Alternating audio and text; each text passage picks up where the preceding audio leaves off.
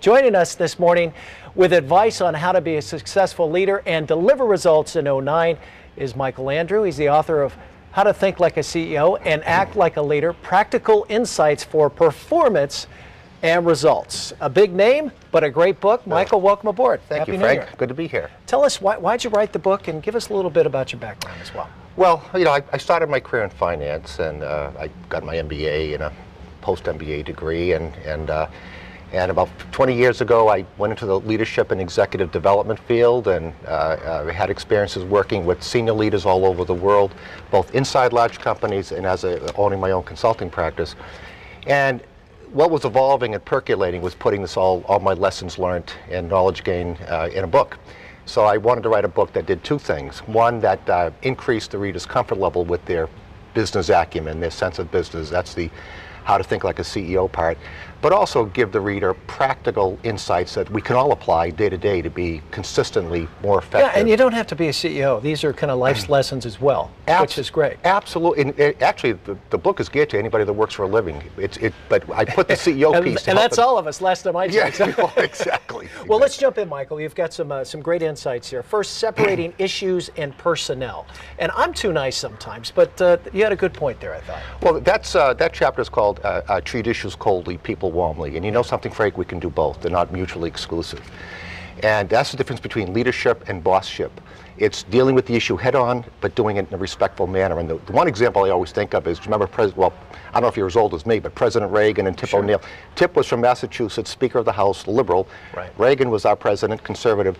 Those two disagreed quite often on so many issues, vehemently on so many issues.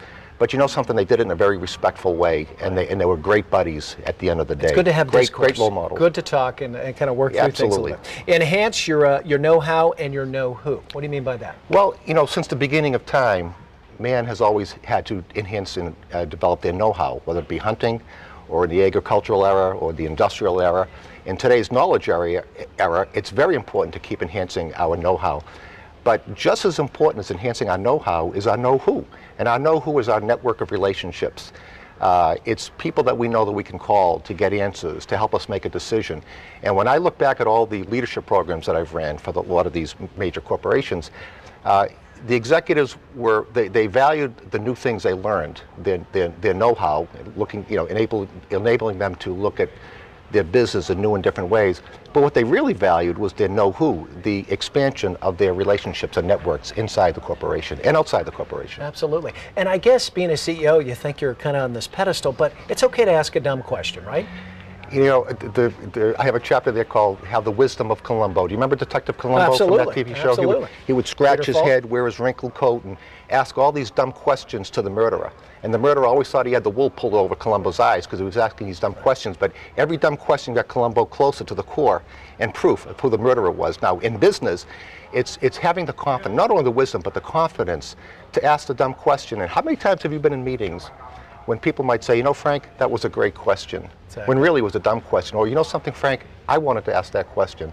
So having the confidence to ask the dumb question really is... Well, it also creates a forum so they won't be afraid to ask another question somewhere down the road, if it's an important one or whatever the case may be. I always say that, exactly, and I always said that when I got my MBA, the number one thing it did for me, it gave me confidence, a certain confidence to ask those dumb questions. Sure. So it served me well. And I like this one. Just be candid and direct. It's okay if you're a CEO. You got to tell people. Sometimes you got to be harsh, or you got to be. I don't like that. Try to change it. That's a perfect way. That's a perfect way to state it, Frank.